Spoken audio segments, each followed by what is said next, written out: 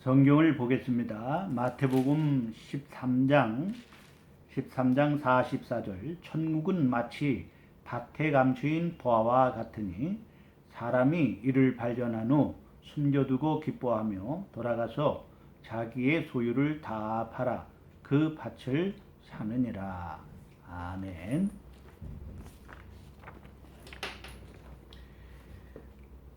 오늘은 본문 말씀을 의지해서 당신의 가치관은 이란 제목으로 말씀을 드리면서 함께 은혜를 나누고자 합니다.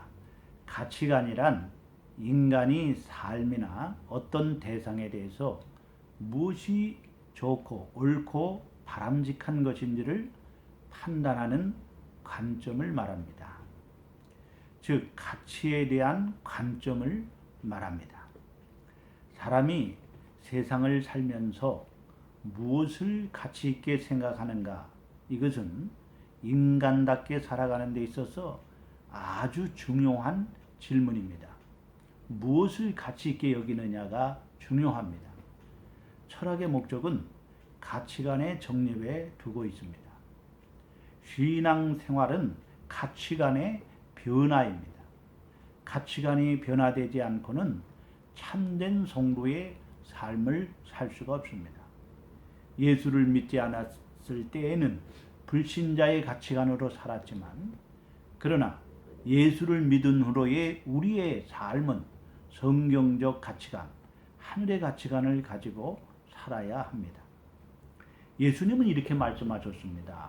무엇을 먹을까, 무엇을 마실까, 무엇을 입을까 염려하지 말라. 이것은 다 이방인들이 구하는 것이다. 너희는 먼저 하나님 나라와 의를 구하라고 했습니다. 불신자로서의 가치관이 있었고, 즉 세상으로서의 가치관이 있었고, 예수를 믿은 후로는 너희라는 것은 좁게는 주님을 따르는 제자요, 넓게는 예수를 믿는 사람들을 말하는 것입니다. 예수를 믿는 사람들은 성경적 가치관, 하늘의 가치관, 먼저 하나님 나라와 의를 구하며 하늘의 보물을 쌓는 삶을 살아야 합니다. 예수를 만나고 거듭나면 성경적 가치관, 하늘의 가치관으로 바뀌게 되는 것입니다.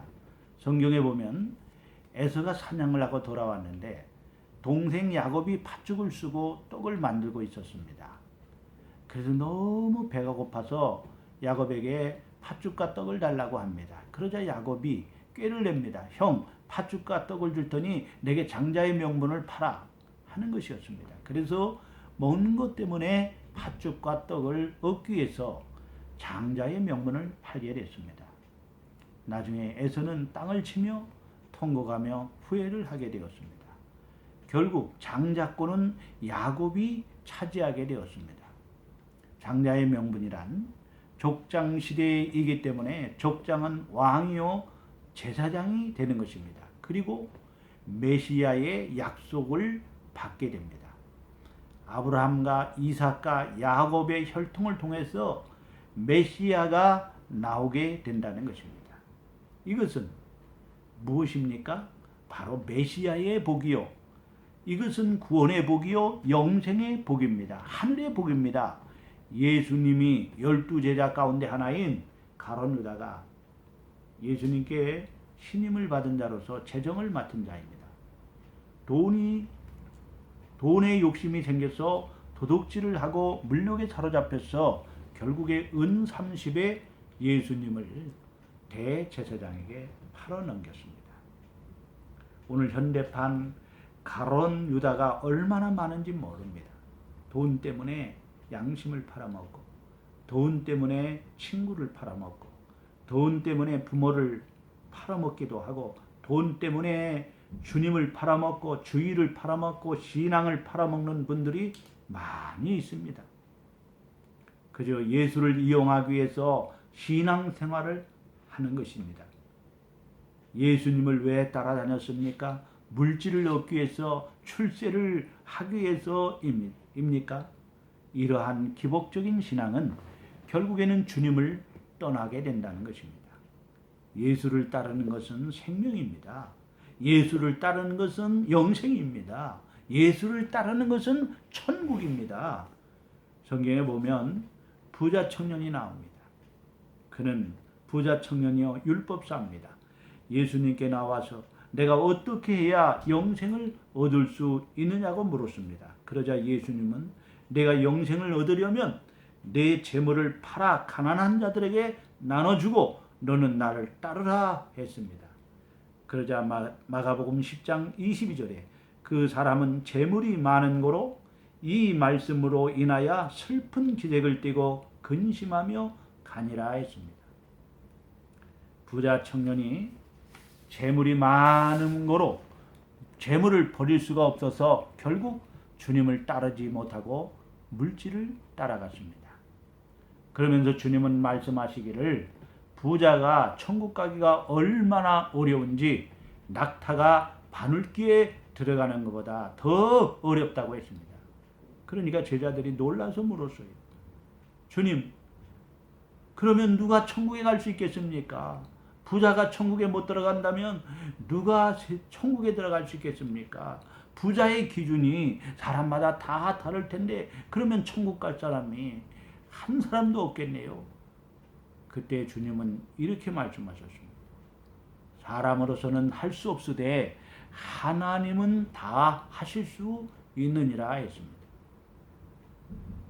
물질보다도 주님을 더 사랑할 수 있는 것은 하나님의 은혜라는 것입니다.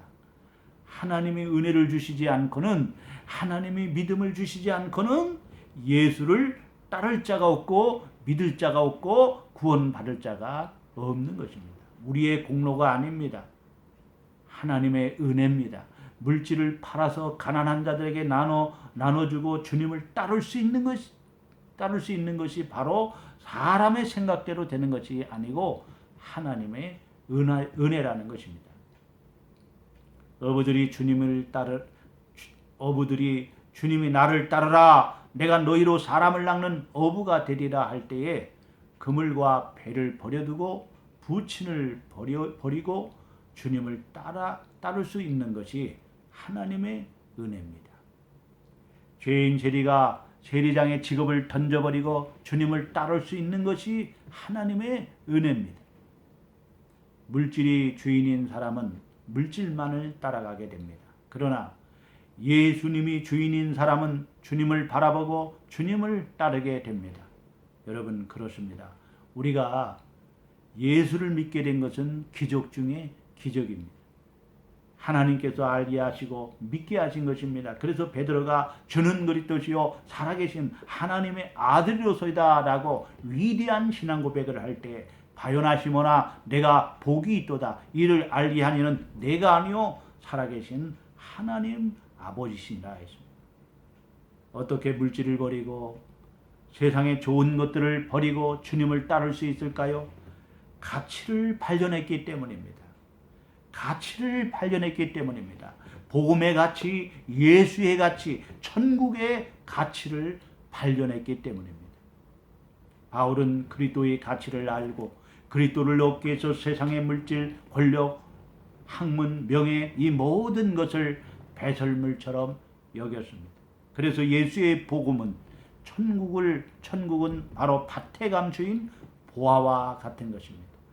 마태복음 13장 44절에 천국은 마치 밭에 감추인 보화와 같으니 사람이 이를 발견한 후 숨겨두고 기뻐하며 돌아가서 자기의 소유를 다 팔아 그 밭을 사느니라 했습니다.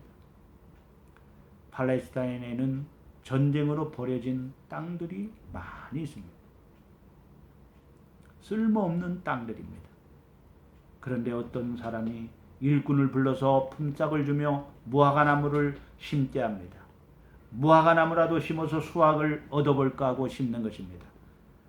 일꾼이 삽으로 구덩이를 파고 무화과나무를 심으려고 구덩이를 파는데 덜거덕하는 소리가 나서 보니까 엄청난 검은 무화과가 그 땅속의 밭에 매장되어 있는 것입니다. 그래서 일꾼은 슬쩍 묻어두고 집으로 돌아가서 재산을 다 팔아서 그 밭을 샀습니다. 동네 사람들은 바보 멍청이라고 비아냥거립니다. 왜냐하면 그 땅은, 그 밭은 쓸모없는 땅인데 그 많은 돈을 주고 그 밭을 샀기 때문입니다. 그러나 일꾼은 밭에 감추인 보화의 가치를 발견했기 때문에 세상에 있는 물질을 팔아서 그 밭을 사고 기뻐하는 것입니다. 우리는 야곱처럼 떡과 팥죽을 팔아서 장자의 명분을 사야 합니다. 금과 은을 팔아서라도 그리스도를 살 수만 있다면, 천국을 살 수 있다면 그렇게 해야 합니다.